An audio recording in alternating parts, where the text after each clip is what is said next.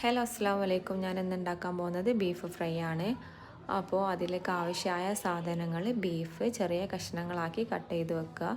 എന്നിട്ട് അതിലോട്ട് ഇഞ്ചി, വെളുത്തുള്ളി, കറിവേപ്പില, ചപ്പ്, മുളക് പൊടി, മഞ്ഞൾപ്പൊടി, ഉപ്പ്, ഇത്രയും സാധനങ്ങളാണ് ഞാൻ ഇതിലേക്ക് ചേർത്ത് കൊടുക്കുന്നത്.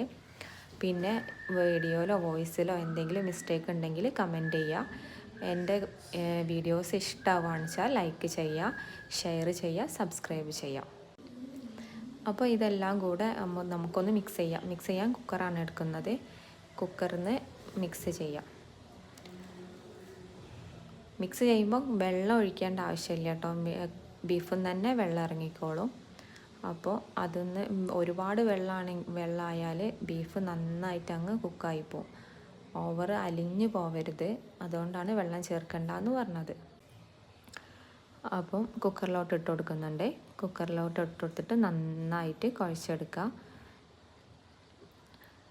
കുഴച്ചെടുത്ത് കഴിഞ്ഞതിന് ശേഷം കുക്കർ അടച്ച് നമുക്ക് വേവിക്കാം. എൻ്റെ റെസിപ്പീസൊക്കെ ഇഷ്ടമാണെന്ന് വെച്ചാൽ എല്ലാവരും ഷെയർ ചെയ്യുക കേട്ടോ. കുക്കർ അടച്ച് വെച്ചിട്ട് നമുക്കൊന്ന് കുക്ക് ചെയ്തെടുക്കാം.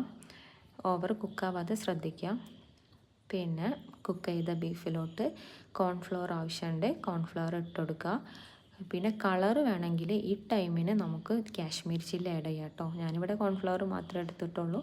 അപ്പോൾ അത് മിക്സ് ചെയ്തിട്ട് മാറ്റി വെക്കാം. പിന്നെ ഒരു ചീഞ്ചട്ടി എടുക്കുക. എന്നിട്ട് അതിലോട്ട് വെളിച്ചെണ്ണ ഒഴിക്കുക. ഞാൻ ഫസ്റ്റ് ഇടാൻ പോകുന്നത് വെളുത്തുള്ളിയാണ്. വെളുത്തുള്ളി തോടോട് കൂടിയിട്ട് തന്നെയാണ് കേട്ടോ. തോടോട് കൂടിയിട്ട് ഒന്ന് ചതച്ചതിന് ശേഷമാണ് വെളുത്തുള്ളി ചേർക്കുന്നത്. പിന്നെ പച്ചമുളകും കറിവേപ്പിലയും, ഇത് മൂന്നും കൂടെ നന്നായിട്ടൊന്ന് മൊരിയിച്ചെടുക്കുക.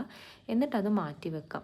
നമ്മൾ ചിക്കൻ ഫ്രൈ ചെയ്യുകയാണെങ്കിലും ഇതുപോലെ ഒന്ന് വെളുത്തുള്ളി കുത്തിയിടുകയാണെങ്കിൽ നല്ല ടേസ്റ്റും ഭയങ്കര സ്മെല്ലും ആണ് കേട്ടോ ഈ വെളിച്ചെണ്ണക്ക് ഉണ്ടാവുന്നത്.